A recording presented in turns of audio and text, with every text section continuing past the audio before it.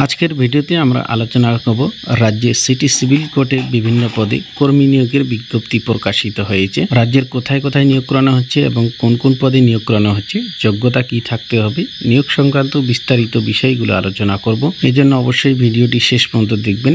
আমাদের চ্যানেলে নতুন হয়ে থাকলে চ্যানেলটিকে অবশ্যই সাবস্ক্রাইব করে আমাদের সঙ্গে থাকবেন পরবর্তীতে চাকরি সংক্রান্ত লেটেস্ট আপডেটগুলো সবার আগে পাওয়ার জন্য। চলুন এবার আমরা নিয়োগের বিস্তারিত বিষয়গুলো নিয়োগ নোটিশ থেকে দেখে নিব। এমপ্লয়মেন্ট নোটিফিকেশন নাম্বার এখানে রয়েছে এবং নোটিশটি প্রকাশিত হয়েছে জুন মাসের 18 তারিখে। এই নোটিশের মাধ্যমে সিভিল কোর্টের অধীন দুটি পদে ছেলে মেয়ে নিয়োগ করানো হবে। বিস্তারিত বিষয়গুলো দেখে নিব। প্রথমেই আমরা ভ্যাকেন্সি ডিটেলসগুলো দেখে নিব। 1 নম্বরে রয়েছে ইংলিশ স্টেনোগ্রাফার গ্রুপ বি। এই পদে কর্মী নিয়োগ করানো হবে এবং শূন্য পদ দুটি রয়েছে। শূন্য পদগুলো ক্যাটাগরি ওয়াইজ দেওয়া রয়েছে, দেখে নেবেন। এবং দ্বিতীয় নম্বরে রয়েছে গ্রুপ ডি, পিয়ন পদে ছেলে মেয়ে নিয়োগ করানো হবে এবং শূন্য পদ 14টি রয়েছে। ক্যাটাগরি ওয়াইজ শূন্য পদগুলো দেখে নেবেন কোন ক্যাটাগরিতে কটি করে শূন্য পদ রয়েছে। ইংলিশ স্টেনোগ্রাফার গ্রুপ বি এই পদের ক্ষেত্রে বেতন দেওয়া হবে 32,100 থেকে 82,900 টাকা পার মান্থ হিসাবে এবং গ্রুপ ডি পিয়ন পদের ক্ষেত্রে বেতন দেওয়া হবে 17,000 থেকে 43,600 টাকা পার মান্থ হিসাবে। সিভিল কোর্টের এই দুটি পদে আবেদন করানোর জন্য এখানে আবেদনকারীর বয়স চাওয়া হয়েছে। গ্রুপ বি বা স্টেনোগ্রাফার পদের ক্ষেত্রে 18 থেকে 35 বছরের মধ্যে বয়স থেকে থাকলে আবেদন করতে পারবেন এবং দ্বিতীয় নম্বরে রয়েছে গ্রুপ ডি বা পিয়ন পদের ক্ষেত্রে আবেদন করানোর জন্য 18 থেকে 43 বছরের মধ্যে বয়স থাকতে হবে, তবে আবেদন করতে পারবেন। সাথে সরকারি নিয়ম অনুযায়ী রিজার্ভ ক্যাটাগরি ক্যান্ডিডেটদের জন্য বয়সের ছাড় রয়েছে। সে সংক্রান্ত বিষয়গুলো নিয়োগ নোটিশ থেকে দেখে নেবেন। এবার আমরা শিক্ষাগত যোগ্যতা সংক্রান্ত বিষয়গুলো দেখে নিব।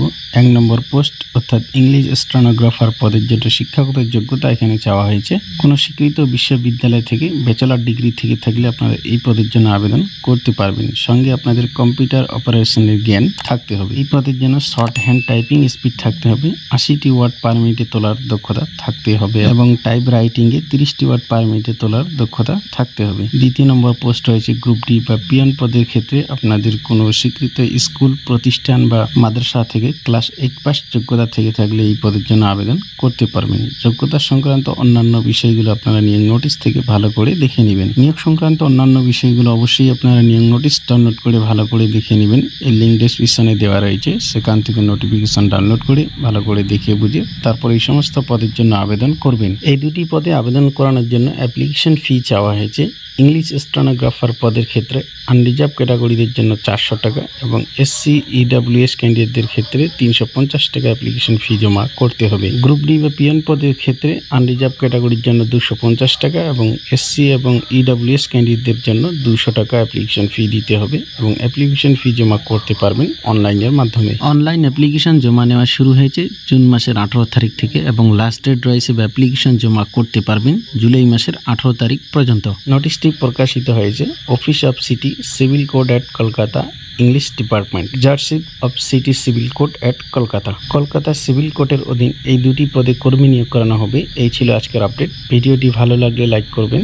আমাদের চ্যানেলে নতুন হয়ে থাকলে চ্যানেলটিকে অবশ্যই সাবস্ক্রাইব করে আমাদের সঙ্গে থাকবেন পরবর্তীতে চাকরি সংক্রান্ত লেটেস্ট আপডেটগুলো সবার আগে পাওয়ার জন্য।